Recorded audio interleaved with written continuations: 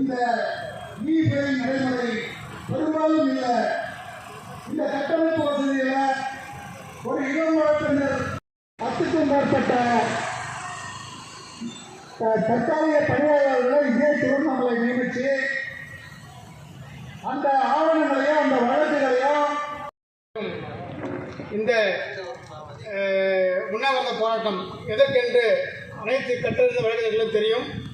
அதாவது இந்த இ-ஃபை நடைமுறை கட்டாயமாக அமல்படுத்துறதுக்கு சென்னை உயர்நீதிமன்றம் உத்தரவு போட்டிருக்காங்க.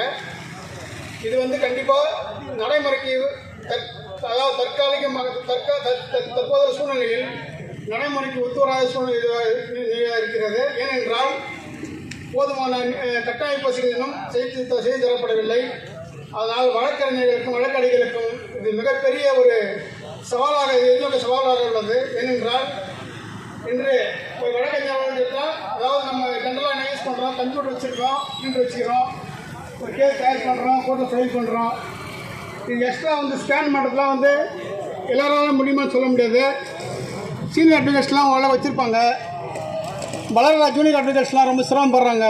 ஒரு கம்ப்யூட்டர் நெட் சென்டருக்கு போய் இது பண்ணிவிட்டு டைம் வேஸ்ட் பண்ணிவிட்டு, இல்லை கோர்ட்டில் அதுக்கான கட்டாயம் பசி ஒன்றும் அதாவது ஃப்ரீ ஆகணும்னு சொல்கிறோம். ஓரளவுக்கு இருக்குது, பட் அதில் எதிர்பார்த்து நம்ம செய்ய முடியாது. இன்னொன்று என்னென்ன, ஒரு அட்டென்மெண்ட் பெட்டிஷன் ஃபைல் பண்ணுறோம், ஏதாவது ஒரு கேஸில் ஒரு பெட்டிஷன் ஃபைல் பண்ணுறோம். அன்றைய தினம் பார்த்தீங்கன்னா இப்போ என்னென்ன அதுக்கு முன்னாடி மேனுவலில் கொடுத்தோம், அப்படியே வாங்கிக்குவாங்க, ஜட்ஜஸ் ஆர்டர் போடுவாங்க. இப்போ ஒரு மனு ஃபைல் பண்ணோம்னா முதல் நாளே அதர் சர்டிஃபிகேட் நம்ம கவுன்சில் நம்ம நோட்டீஸ் கொடுக்கணுங்க. அவர் லோக்கல்லாம் கொடுத்துடலாம். சப்போஸ் வெளியூர் இருக்காருன்னா அவரை கண்டுபிடிக்க முடியாது. லோக்கலில் கூட சில நேரத்தில் வழக்கறிஞர்கள் எங்கே வெளியே போயிடுவாங்க, அவங்க சொந்த வேலையை போயிடுவாங்க, ஸ்டேஷனுக்கு போயிடுவாங்க. டக்குன்னு அவங்க பிடிக்க முடியாது. நோட்டீஸ் கொடுத்து தான் அப்லோட் பண்ணது ரொம்ப சிரமமான விஷயமா இருக்குது. இது மாதிரி நிறைய டிஃபிகல்ட்டிஸ்லாம் இருக்குதுங்க. இதெல்லாம் கன்சிடர் பண்ணணும். கன்சிடர் பண்ணி இதெல்லாம் ஒரு கம்ப்ளீட்டாக இதை ஒப்பேற்று தான் அந்த இந்த நடைமுறை நம்மளுக்கு நடைமுறை ஃபாலோ பண்ணால் சாத்தியக்கூடிய நிறைய உண்டுங்க.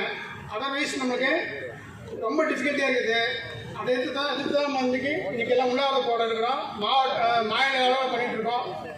இது கண்டிப்பாக அரசு செவி சாட்சி வேணும்.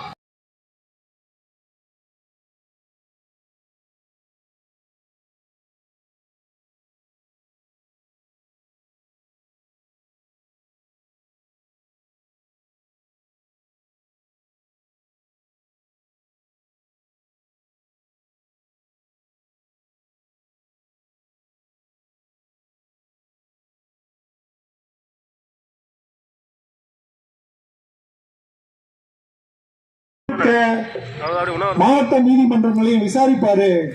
அப்படி விசாரிச்சாதான் இதுக்கு ஒரு தீர்வு கிடைக்கின்ற மாதிரி உயர் நீதிமன்றத்தில் இருக்கிற சங்கங்களின் பிரதிநிதிகளும் பாய்காட்டுன்னா 20 பேர் உள்ள இருப்பாங்க, 30 பேர் கேஸ் நடத்துவாங்க.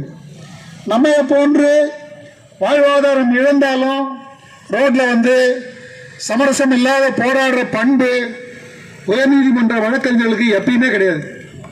போராடுகிட்டு தலைவர்கிட்டையும் செயலாளர்கிட்டையும் சொல்லியிருக்கிறாங்க. அதன் அடிப்படையில் அவங்க போட்ட மெசேஜை நான் குரூப்பில் ஃபார்வர்ட் பண்ணியிருக்கிறத நீங்கள் சென்னையிலேயே இந்த போராட்டம் இன்னும் தீவிரமாக நடக்க உள்ளது.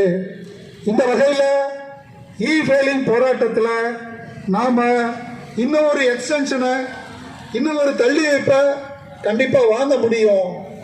ஆனாலும் எல்லாத்தையும் அழிச்சுட்டு ஏர்டெல் ரிலையன்ஸ் வரும்.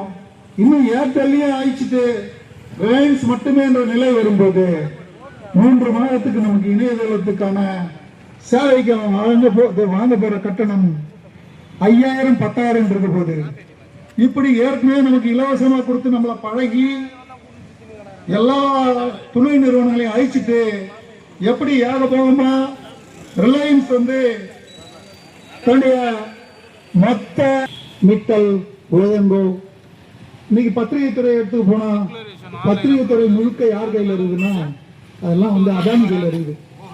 என்ன நீங்க பெரிய நிறுவனங்களை எடுத்து பார்த்தோம்னா அதானி கையில் இருக்கு. அதானி விரும்புற செய்திகள் தான் வெளியில வரும். இங்க நம்ம பத்திரிகையாளர்கள் எல்லாம் வந்திருக்கிறாங்க. இவங்க மாஞ்சி எந்த செய்தி எடுத்து போட்டாலும் அத்தனையும் அவங்க அனுப்புறது இல்ல.